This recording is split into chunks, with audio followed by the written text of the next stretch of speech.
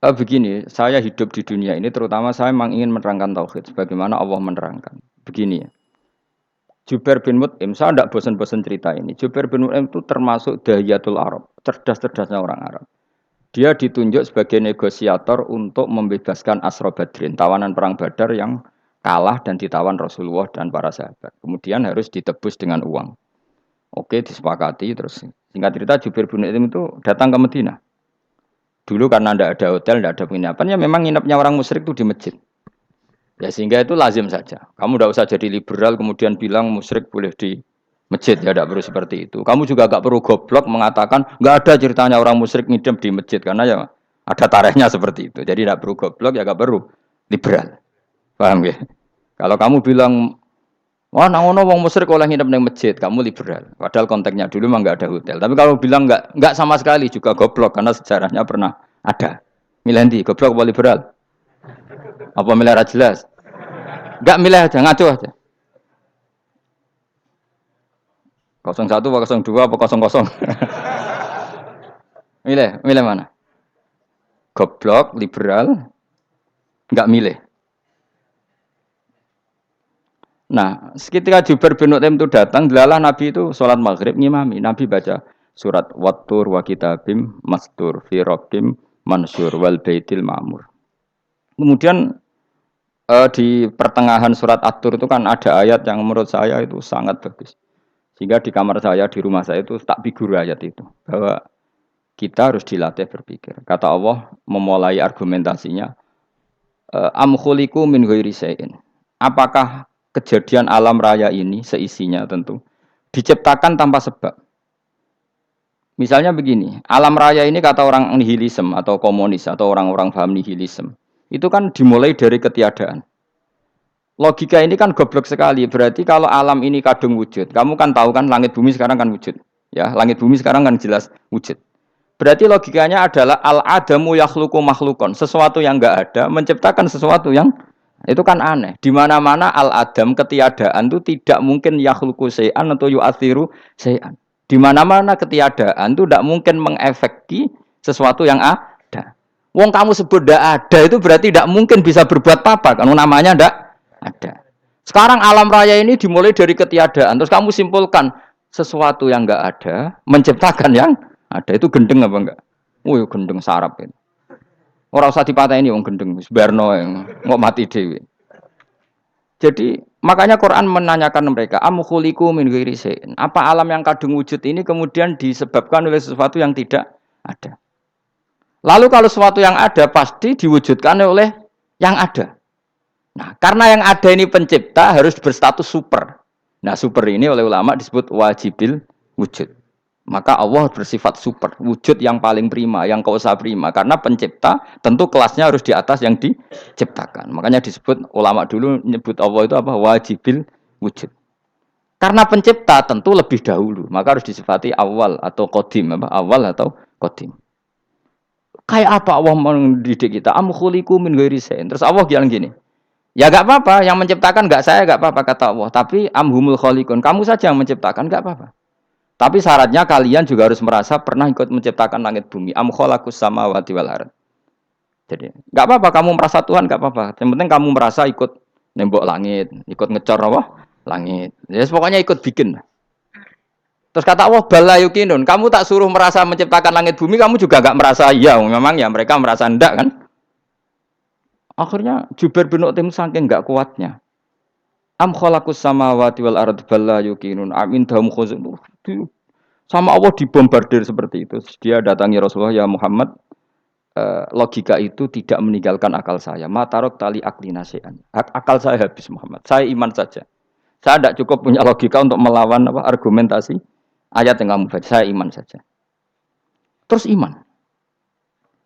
Makanya kalau ada logika nihilisme bahwa sebelum alam ini adalah ketiadaan, lalu pertanyaannya bagaimana mungkin ketiadaan menciptakan yang ada? Di mana-mana ketiadaan itu la yu'atsiru syai'an wa la yakhluqu syai'an. Jenenge wae tiada. Tiada itu ya enggak ada fungsinya, ya enggak ada efeknya, enggak ada prestasinya. Ya pokoknya namanya enggak ada ya enggak ada. Nah, ini penting saya utarakan. Terus di sini Allah mengulang lagi, enggak apa-apa yang lainnya kamu katakan Tuhan Jadi mitra saya nggak apa-apa.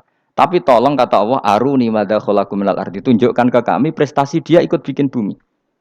Kita tahu misalnya Yesus, Isa lahir di bumi. Bumi sama Yesus dulu mana? Dulu bumi, yang dia lahirnya di bumi. Lalu dia melata di bumi, jalan-jalan. Kemudian dia mengatakan ini bumi Tuhannya saya. Dari bumi kok enak, dhisik aku sih.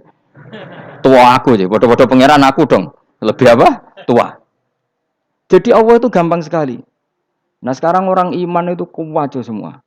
Makanya ndak wali-wali. Imane mbek Allah taklid, njaluke aneh-aneh, njuk bojo ayu, sugih, jabatan. Bela Allah secara hujah aja enggak pernah, sudah minta. Makanya kita ini hidup di zaman yang saraf massal. Lho kalau njaluk pangeran akeh-akeh kuwi, coba kamu bela Tuhan tuh pernah bela apa? Bela Tuhan tuh gampang dengan argumentasi al-hujjah yang supaya agama ini tamkin fil ard, benar-benar mapan dalam logika. Yaitu tadi di mana-mana yang namanya sebab itu amrun wujudiyun, di mana-mana sebab itu sesuatunya harus wujud. Paling tidak kita sudah menolak nihilisme, nihilisme. Lah wujud karena wujud awal harus berstatus prima. Lah prima itu dalam bahasa ulama disebut wajibil wujud. Makanya ulama dulu ngelatih kita itu pertama Allah itu siapa? Zat sing wajibil wujud. Itu satu filosofi yang luar biasa. Nah, kemudian setelah itu ada setan-setan kecil yang nganggur, yang iseng. Nah itu nggak usah kamu perhatikan. Tinggal delok TV, ngopi, terus tinggal nyate kelata. Enggak saya tamak pingsan dewi.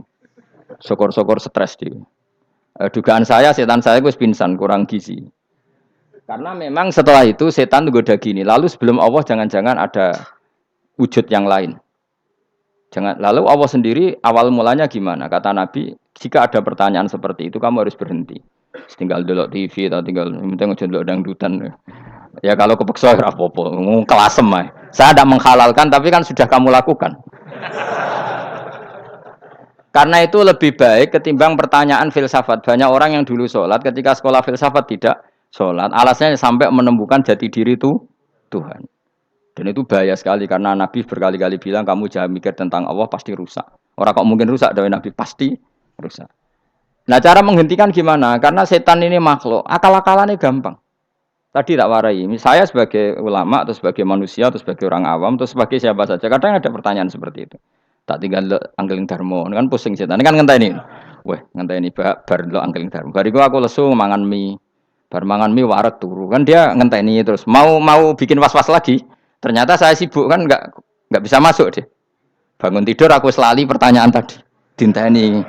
Nah, dia masuk lagi aku sibuk ngajak anak jalan-jalan. Jadi saya kalau jalan-jalan di pasar itu wis enteni tan santai wae. Itu memang resep dari Rasulullah. Jangan sampai orang terjebak filsafat yang sampai menanyakan eksistensi Tuhan. Dan dia tidak mau iman, tidak mau sholat, tidak mau puasa sampai menemukan Tuhan itu siapa. Itu jelas minas syaitonir rajim, itu perilaku setan. Makanya Rasulullah setiap ditanya sahabat gitu itu Nabi guyu-guyu. Dan guyunya Nabi itu kata Nabi, baguslah kalau kamu takut Tuhan kalah kata Nabi. Nabi gojlok gitu. Maka ada ulama yang punya seni berargumentasi yaitu Imam Ghazali.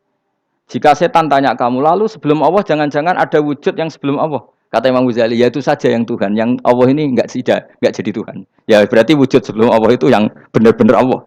Kalau kamu bayangkan lagi, jangan-jangan sebelum itu ada wujud lagi. Ya itu saja yang benar-benar Allah. Sehingga tetap Allah itu menang terus. Paham ya? Yang jelas jangan sampai didahului Adam. Karena kalau didahului Adam lebih ngeri lagi. Karena sesuatu yang enggak ada menciptakan yang ada. Itu lebih buruk lagi menurut akal. Menurut apa akal? Nah, daripada kamu enggak salim Imam Ghazali, tinggal saja ndelok. Tadi ndelok sinetron. Ndelok yang lucu-lucu aja. Ndelok sing lucu-lucu. Pendelok apa mencari Tuhan. Pokoke sing aneh-aneh, sing goblok-goblok, sing lucu-lucu, sing perane wong apa? Lha saya sering diprotes saya. Gus Salim jenengan kok sering delok sinetron sing ana dialog wong goblok-goblok. Wong goblok ku menarik cara kula. Apa ya? Cara pandang itu di luar dugaan saya karena kula berkali-kali lho kalah wong goblok. Jadi makanya ini tak cerita nih beberapa kali yang jari Gus cerdas berkali-kali kalah wong goblok. Ada seorang santri itu ingin dibelikan bapaknya itu sepeda motor.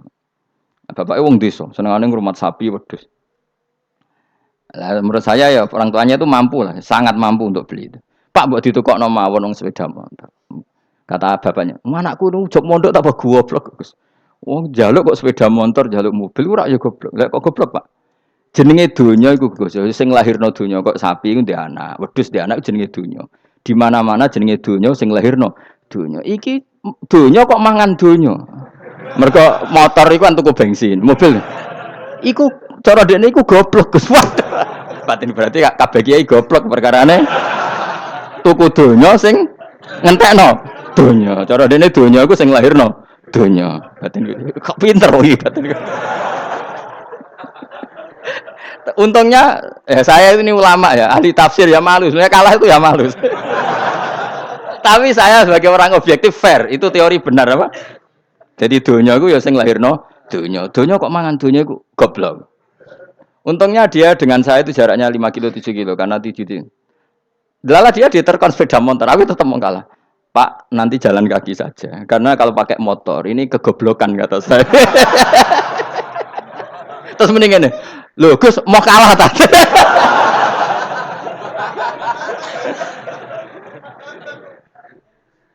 Wah kacau. Singkat cerita dia bersikeras, nggak mau beliin sepeda motor anaknya karena di mana-mana dunia gue sing lahirno dunia, nggak boleh dunia kok mangan. Ini satu kegoblokan yang agak ilmiah tadi. Nah Imam Asy'ari juga ngalami hal yang sama. Imam Asy'ari itu punya kita kalau ahli sunnah kan dua partai ya. Ya dalam ahli sunnah itu hanya ada dua partai juga. Kalau nggak Asy'ari ya Maturidi. Ya, dan sama-sama alim. Ya kalau terpaut ya paling 5%, 7% ya. Kealimannya Asy'ari dan Maturidi. Imam Asy'ari itu bikin logika yang jelimet seperti saya sekarang ini. Logikanya yang jelimet tapi permanen. Jadi yang saya ajarkan tadi itu logika yang jelimet tapi apa? Permanen. Karena tadi alam raya ini kadung wujud. Kalau kadung wujud pasti pewujudnya yang menciptakan wujud pasti adalah kewujudan. Karena al-adam la yu'athiru syai'an. Di mana-mana kenihilan tidak yu'athiru syai'an. Ya sepakat ya, gampang kan? Tentu wujud ini prima disebut wajibil wujud. Lalu Imam Asy'ari itu bersikeras. Kalau imanul muqallid itu tidak diterima. Terus banyak yang keberatan ulama, tapi Nabi nyatanya yaktafi bi imanil a'rab al khalina anin nadur. Nabi nyatanya mencukupkan imannya orang-orang Bedui yang mereka itu kayaknya tidak bisa mikir. Ya, Nabi yaktafi bi imanil a'rab itu wong desa al khalina anin nadur yang mereka itu tidak bisa apa? Berpikir. Singkat cerita Imam Asy'ari survei. Coba ayo kita tanya orang-orang kampung. Ternyata kegoblokan orang kampung itu ya ilmiah, masyhur itu. Imam Asy'ari saja harus belajar dari wong awam, wong goblok-goblok. Kita kok ingin ya Badawi bima araf tarobak. Kowe kok iman be Allah itu bima araf tarobak. Lalu kamu tahu Tuhan kamu atas nama apa? Dengan logika apa? Jawabnya enak ya. Al-ba'ratu tadullu alal ba'ir wa atharul aqdam yadullu alal masir. Angger ana tletong ya ana ontane. Angger ana bekas delamaane wong ya ana sing bar liwat. Jadi misalnya ada bekas teracak anjing, berarti anjing habis liwat. Ada bekas apa ular ya berarti ular harus liwat. Ada bekas tercak manusia ya berarti manusia habis liwat. La wa hadzal alam asarun min asari qudratillah. Alam iki bekas mesti ana sing gawe. Jadi Mas Ari pinter juga, mesti logikane gak jelimet tapi agar ana tletong ana sapine. Ana tracake wong berarti ana sing bar liwat. Dene ngomong gampang wa asarul aqdam ya dulu alal masir. Nah, terus Imam Asy'ari habis itu ngendikan, ya sudahlah dengan logika apa saja. Meskipun karena zori hadal Arabi bagaimana cara berpikir Bedui ini, sementing ada nazar. Apa ada nazar. Ya nazar apa saja. Misalnya orang ahli matematika mungkin bilang angka dimulai dari 1. 0 itu akal-akalane Khawarizm. Mergo ini kebingungan nulis 10. Tapi tetap angka itu dimulai dari 1. Kalau misalnya 1 untuk mecah kesulitan ya harus dimulai 0,1. Tidak bisa 0 tok. Jadi 0 dulu itu untuk mematahkan kalau jumlah itu tidak sampai 1. Tapi faktanya jumlah itu kan pasti 1 karena dimulai dari wajibil wujud. Khawarizm itu ya pintar matematika. Saya juga punya ilmu hisamnya Khawarizm. Itu kan dia karena kebingungan angka pecah. Misalnya 1 tidak sampai 2. Mau tidak mau harus ditulis 1,5 misalnya. Paham ya? Lalu kalau sebelum 1 tetap dia harus 0,5. Lalu hakikat 0,5 itu kan bagian dari wujud apa bagian dari Adam? Tetap bagian dari wujud. Jadi 0,5 itu kan khayal kuliah. Tak warai ya. Mungkin saya ada ahli matematika ala wong kampus, tapi saya tahu Kang, ala Islam itu lebih gampang. Misalnya gini. Sesuatu itu kadang kamu putuskan itu satuannya 1. Tentu ketika separuh kamu katakan baru separuh. Tapi sebetulnya ketika satuan itu kamu katakan 10, yang separuh itu sudah 5. Itu kan terserah sing bagi, napa? Terserah sing bagi. Ya iya dong. Misalnya 1 juta, 5, limanya artinya apa coba? 500.000 kan. Sekarang kalau 100.000, 5, 5-nya jadi berapa? 50. Kalau 1,5 jadi. Nah itu kan terserah satuannya apa? Tapi tetap dari 0,5 itu tetap menunjuk sesuatu yang wujud. Yaitu 5-nya sebetulnya apa? 5 yang separuh tadi. Paham sih kalau maksud? Tetap nggak bisa sesuatu dimulai dari apa? 0. Nah, makanya kata Abdul Hamid Khan kalau dalam mendidik tauhid, itu gampang saja tadi. Alam raya ini kadung maujud, kalau kadung maujud pasti disebabkan oleh sesuatu yang wujud. Karena wujud pencipta harus berstatus prima. Lah prima ini atau premium ini kita sifati wajibil wujud. Atau kamu katakan apalah kausa prima atau musabibul asbab. Nah kelirunya kita dalam berislam itu, kritiknya para ulama, kita ini nyebut Allah dulu baru menceritakan status Allah. Kalau zaman Nabi itu dibalik. Status wajibil wujud itu kita terangkan dulu, baru yang oleh Islam itu namanya Allah. Paham ya? Kan beda, misalnya gini logikanya gini, kamu ketemu orang ateis, saya ulang lagi, kamu ketemu orang ateis, terus kamu ditanya, lalu alam ini yang menciptakan siapa? Allah Jalla Jalaluh. Mesti kan tanya, man huwa Allah itu siapa? Kalau dulu Islam mengajarkan enggak gitu. Surat pertama turun apa coba? Iqra. Iqra itu enggak nyebut kata Allah. Iqra bismi rabbika. Rabbika itu siapa? Alladzi khalaq. Sebutlah nama Tuhan. Yang berhak menyandang Tuhan adalah zat yang pencipta. Itu tidak ada kata Allah. Di surat Mudatsir, surat kedua. Ya ayyuhal mudatsir kum fa'anzir wa rabbaka fakabbir. Bukan Allah fakabbir, wa rabbaka fakabbir. Sehingga cara berpikir gini dibalik. Sebutlah Tuhan kamu. Tuhan itu siapa? Yang berstatus Tuhan adalah zat yang berstatus pencipta. Nah, lalu pencipta ini oleh Islam dinamai Allah. Kalau orang ateis kamu langsung bilang Allah, man huwa Allah. Berarti pertanyaannya Allah itu siapa? Lalu kamu jelaskan Allah adalah pencipta. Allah adalah wajibil wujud. Tentu lebih gampang kamu terangkan. Makanya Al-Qur'an menerangkan amukhuliku min ghairi syai'in. Maknanya saya di sini maknanya ya Allah, apa? Allah. Apakah mereka diciptakan tanpa pencipta? Tentu setelah Islam tahu itu namanya siapa? Allah. Paham ya? Kalau balik malah. Jadi sebetulnya Quran itu ngajari kita itu ilmu mantek yang luar biasa. Misalnya ya Yuhanna su'budu siapa? Rabbakumul ladzi khalaqakum walladzina min qablikum. Sembahlah Tuhan. Tuhan itu siapa? Pencipta kamu dan pencipta orang-orang sebelum kamu. Lalu Tuhan ini oleh Islam dinamai Allah. Tapi kalau langsung kamu bilang ke orang ateis atau orang Uni Soviet, Allah itu Tuhan. Allah itu siapa? Sebab itu di beberapa ayat dijelaskan dulu status Allah. Sifatnya Allah, keekhasan Tuhan. Yang dikatakan Tuhan adalah zat pencipta. Kalau tidak pencipta berarti tidak Tuhan. Sekarang Yesus pencipta bumi apa enggak? Enggak, karena dia lahir sudah di bumi. Begitu juga Fir'aun. Fir'aun itu kalah telak sama Nabi Musa gara-gara logika ini. Ketika Nabi Musa ditanya Fir'aun, "Wama Rabbul Alamin?" Lalu Tuhan itu siapa? Kata Musa, Rabbus samawati wal ardi, yang menuhani langit dan bumi. Jadi Fir'aun, "Ndak, ma'alim tulakum min ilahin wairi." Saya jalan-jalan kemana-mana yang dikatakan Tuhan oleh masyarakat saya kok. Nah, kurang ajar Fir'aun. Terus kata Musa, "Ya Tuhanku yang di langit." Terus manggil Haman Mesir, "Ya Haman ibn li sarhal ali abluhul asbab samawati fa'attali ila ilahi Musa." Haman, bikinan saya piramida yang tinggi. Aku akan lihat Tuhannya Musa. Ada enggak di sana? Padahal misalnya munggah tenan yang pangeran ra iso didelok kan repot Nabi Musa. Wah, parah ya, nggak piramida nginceng pangeran teprak ketok kan. Akhirnya Musa pakai logika. Ya sudah gini saja, Rabbukum wa rabbu abaikumul awwalin, yang menuhani nenek moyang kamu yang dulu-dulu. Oh itu langsung fabuhita Fir'aun. Fir'aun tuh kaget sekaget-kagetnya. Dan para penggala Fir'aun sadar. Wah, kalau Fir'aun yang Tuhan, babanya tanpa Tuhan. Kan Tuhannya balita kan gitu kira-kira. Tuhannya balita. Tuhannya barulah. Itu kan jadi logika yang mematikan. Kalau Fir'aun Tuhan berarti babanya dulu yang wujud itu tanpa Tuhan. Karena Tuhannya baru lahir. Ini ada Tuhan kok datang terlambat ini kan. Akhirnya para punggawanya Fir'aun iman. Macam gendeng ya, Fir'aun itu gendeng. Itu pentingnya logika. Rabbukum wa rabbu abaikumul awwalin. Nah sekarang orang tuh nggak belajar logika. Iman bi Allah orang mantep ning ati, jek iso digunjang setan, jalukane wis aneh-aneh. Jaluk swarga, jaluk gak mutu cara ngono. Gak mutu. Makanya banyak wali kalau ditanya, kamu masuk surga sama sholat milih mana? Milih sholat. Kenapa milih sholat? Di surga itu demi khadun nafsi saya, poya saya. Tapi kalau saya sholat itu untuk hak kuasa sebagai hamba, identitas kesejatian saya adalah menghamba. Soal nanti Allah bikin bonus surga silahkan.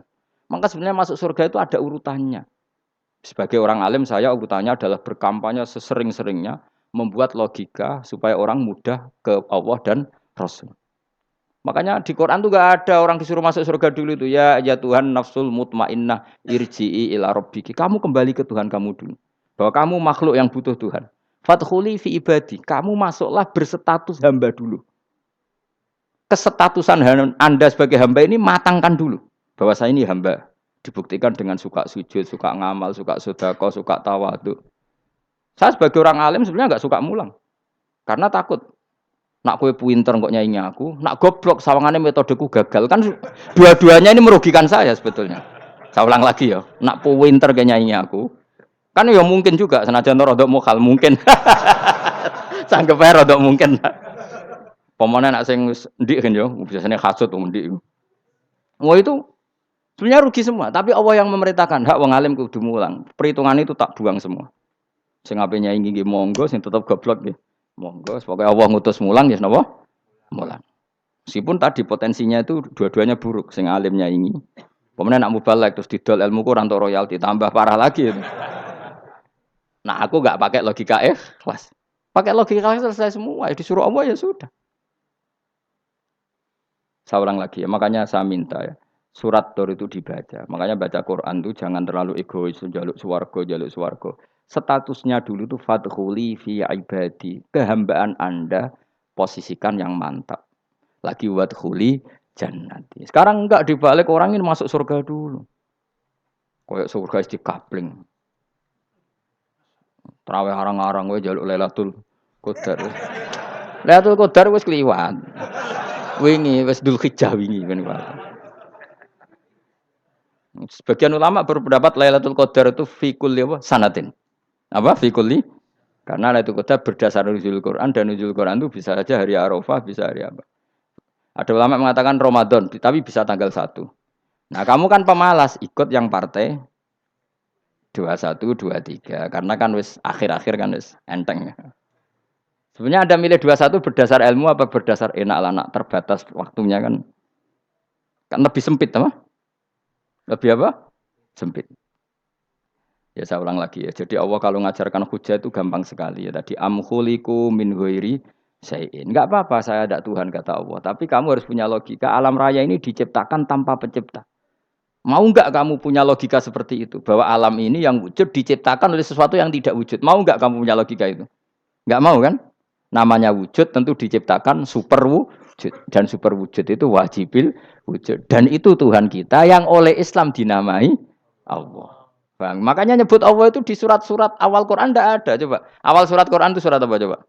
Iqra kan? Iqra itu ada enggak kata Allah? Enggak ada. Iqra bismi rabbika. Rabbika itu siapa? Allazi khalaq. Surat Mudatsir sama. Ya ayyuhal mudatsir qum fa'anzir wa rabbaka fakabbir. Ya sudah seperti itu. Ya ayyuhan nasu ubudu rabbakum. Rabbakum itu siapa? Allazi khalaqakum. Nah, kita ini keliru metode. Pemene wong tukang wiridan Allah. Tapi ora roh Allah iku sing sapa? Ya dia Allah. Dia nyifati Allah mau sing ngekeki swarga, sing ngekeki dhuwit, sing ngekeki widadari. Jadi Allah disifati sesuai selera yang menguntungkan dia. Bahwa Allah ini yang ngampuni saya, kemudian saya masuk surga, kemudian ngeloni widadari. Makanya kalau dia jadi wali tak demo. Tak laporkan MK pokoknya. Tak suluh. Karena ini wali pecundang. Bagaimana mungkin calon wali pikirannya khadun nafsi? Kalau ulama agak gitu, mendikan Allah itu zat paling penting di dunia. Maka akan saya maklumatkan di dunia bahwa orang kembali ke Allah. Caranya gimana? Akan saya kenalkan Allah lewat logika. Caranya apa? Kita sifati wajibil wujud. Kita sifati Rabbukum wa Rabbu abaikumul awalin. Dengan sifat-sifat yang semuanya mengarah ke dikjayaan Allah Subhanahu wa taala. Itu jenenge kowe bener-bener ulama. Itu disebut bal huwa ayatum bayyinatun fi suduril ladzina utul ilm. Makanya ulama itu orang yang luar biasa sampai disebut innama yakhshawaha min ibadihil ulama. Ahli ibadah itu rapati wedi pangeran. Masih wiridan istighfar nangis rapati wedi pangeran, gayane tok nangis. Karena sebenarnya dia nangis wedi ra mlebu swarga. Mlebu swarga gak iso ngloni. Dari itu aja orientasinya itu. Makanya bener Kanjeng Nabi nak gojlok orang alim satu itu lebih utama dibanding 1000 ahli ibadah. Bahkan Nabi pernah ngendikan sangat ekstrim. Fadlul alim alal abid kafadli ala adnakum kata Nabi. Keutamaan orang alim dibanding ahli ibadah itu sebagaimana kelas saya kata Nabi dibanding kelas terendah kalian. Padahal Nabi dengan Abu Bakar saja jaraknya sangat jauh. Itu kata Nabi fadlul alim alal abid kafadli ala adnakum. Keutamaan orang alim dibanding orang abid sebagaimana keutamaan saya dibanding sahabat paling rendah. Karena tadi abid itu ada opportunisnya. Tapi kamu jangan benci abid loh. Karena kamu ya orang alim, orang abid. Saya saja yang kritik. Saya yang tanggung jawab di depan Allah. Orang abid itu kadang kan wiridan nganti nangis. Pikirannya apa coba? Wis rasakno mungkin apa wiridan pikiran aja. Di sepuro dosane. Terus apa kan? Mlebu swarga. Terus apa kene swarga? Aku takok. Jadi aku takok ayo sing ape mlebu swarga apa kegiatan? Rencana pertama apa? Terus gak usah munafik biasa wae. Mau inna ansa'na apa? Insa. Ayo kalau harus jujur kok apik jujur. Bandingan kalau orang alim. Orang alim itu ketika nyebut Allah itu iri ya Allah. Kenapa di dunia ini ada makhluk lain yang menandingi engkau? Saya tidak ridho. Kenapa di dunia ini ada syarik orang yang dimitrakan seperti engkau? Maka orang-orang alim ini ingin memaklumatkan bahwa la syarika lak labbaika wa huma lab baiklah syarika lak innal hamda wa ni'mata laka wal mulka la syarika lak. Sehingga para nabi itu memaklumatkan itu. Engkau saja yang Tuhan ya Allah. Semua nikmat dari engkau, semua kepemilikan ini milik engkau. La syarika lak labbaik. Dimaklumatkan ke dunia. Innal hamda wa ni'mat itu dimaklumatkan. Enggak ada kepikiran mereka masuk surga. Karena mereka ingin memaklumatkan bahwa Allah ini yang Tuhan.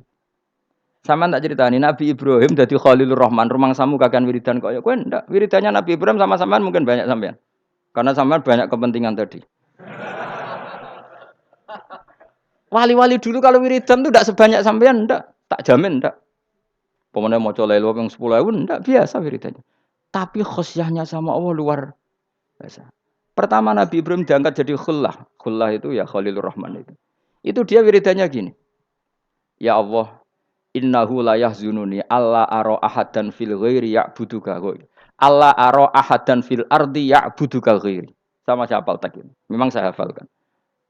Ya Allah, saya ini susah sekali. Kenapa zat sepenting engkau, kemudian yang menyembah engkau hanya saya? Ini tidak fair. Makhluk yang enggak penting saja punya umat. Makhluk-makhluk yang enggak penting aja jadi pusat perhatian. Misalnya artis atau presiden atau gubernur atau tokoh top. Semuanya jadi presiden, padahal semuanya itu makhluk yang enggak sepenting engkau. Ini zat yang sepenting engkau, kemudian yang tahu kalau engkau penting hanya saya, ini tidak fair. Nangis dan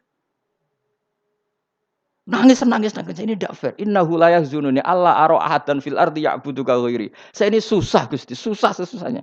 Zat sepenting engkau, kemudian yang tahu kalau engkau penting itu hanya saya. Wah ini tidak fair. Loh coba kalau orang mencintai sesuatu kan gitu. Misalnya kita bojo ayu, kemudian wong liya kabeh darane elek, mangkel ora? Mangkel gak? Kamu beli Alphard, kamu kira itu mobil mewah. Kemudian orang nyejajarkan podo bek carry, mangkel gak? Semua kenikmatan tuh kita nikmat karena itu diakui ya gak? Wes gunane apa ke de Alphard gawa ning Gunung Kidul. Terus wong darani ngono iku podo bek carry mbek kejangke mangkel ora kira-kira. Gak penting mewahnya ini tetap butuhnya pengakuan.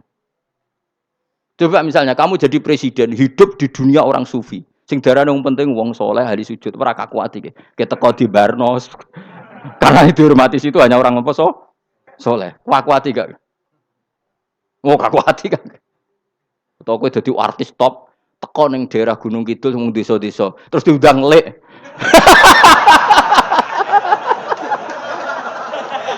Oh mangkel kae.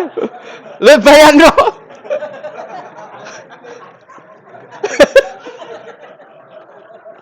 Oh, kamu menteri top, menteri BUMN, barang dolan itu iso diundang le.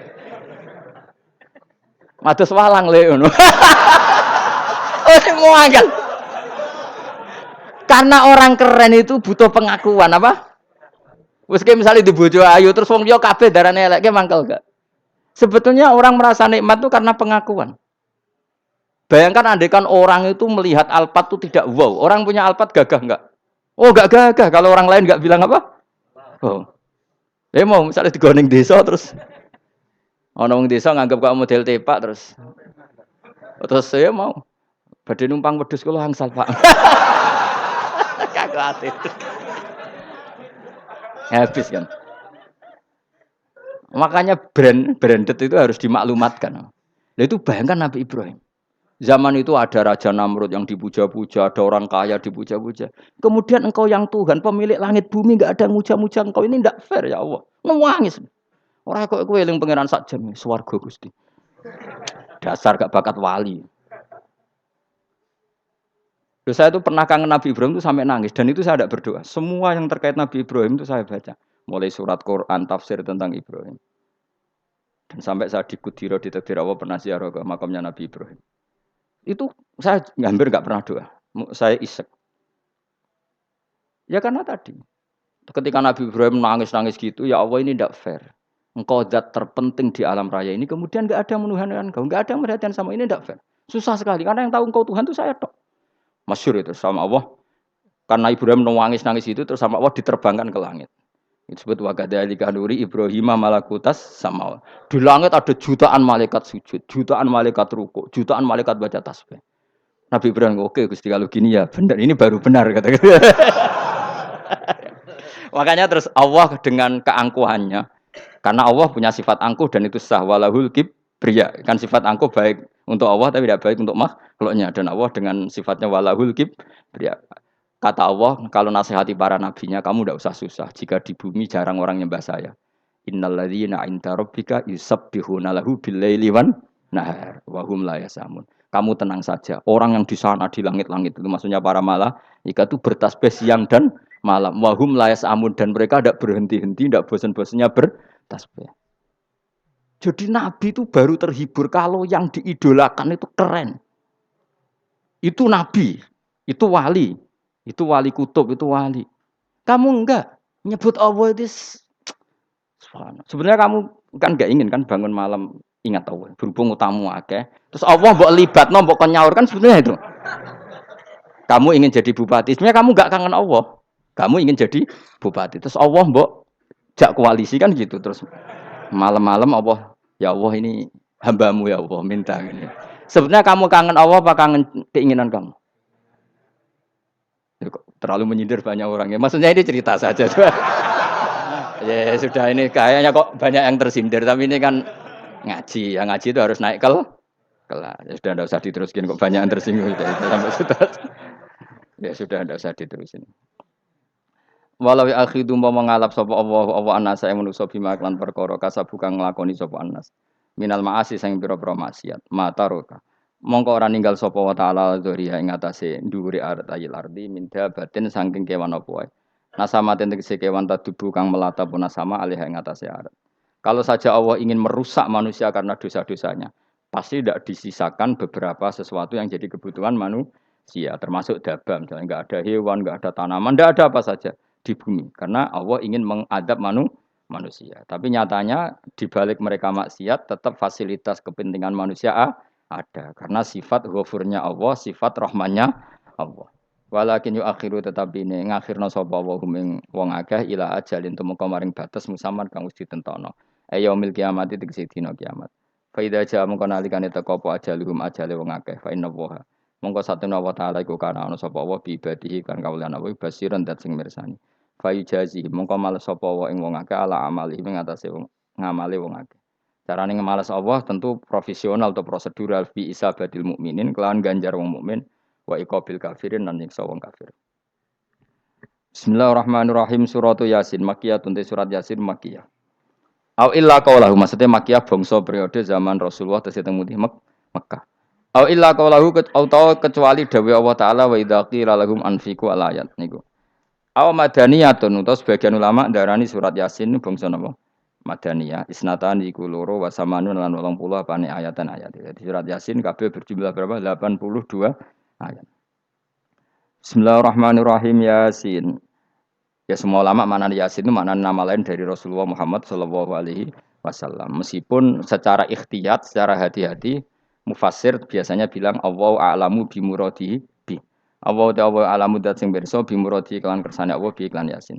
Tapi kita tahu secara ahwalul ulama, ya saya ulang lagi, kita tahu secara tradisinya ulama tetap mengatakan Yasin maknanya ya Muhammad. Buktinya terusannya apa? Innaka laminal mursali. Innaka ke siapa coba? Ke Nabi kan, Nabi Muhammad. Berarti Yasin wahai Muhammad kamu adalah mursalin. Apalagi ada istimal yang sudah konsensus seluruh dunia. Misalnya sholatullah, salamullah ala toha rasulillah, sholatullah, salamullah ala yasin habibillah. Jadi makanya saya berkali-kali bilang, saya pernah ngisi pengajaran tafsir di Madura juga bilang gitu. Ada disiplin ilmu tafsir dan itu kadang ketatnya ikhtiyat. Ikhtiyat itu hati-hati. Sehingga tetap bilang Allah alamu bimuradihi bidzalik. Tapi meskipun demikian, ada konsensus masif dari para ulama yang menggunakan Yasin Toha itu untuk Rasulullah Shallallahu Alaihi Wasallam. Karena secara siakul kalam pasti demikian. Misalnya di juz 16 ya, surat Toha itu ya, 16 ya. Toha, ya Muhammad, ma anzalna alaikal Qur'ana litasqa. Coba kalau Toha ada artinya Muhammad lalu siapa? Ada kata ma anzalna alaika apa? Coba sekarang Toha ganti ya Muhammad kan pas ya Muhammadu ma anzalna alaika al-Qur'ana litasqa. Jelas ya? Secara siakul kalam Toha menunjuk siapa? Muhammad karena tulisannya ya coba ya. Toha diganti kata Muhammad. Ya tentu diganti secara makna.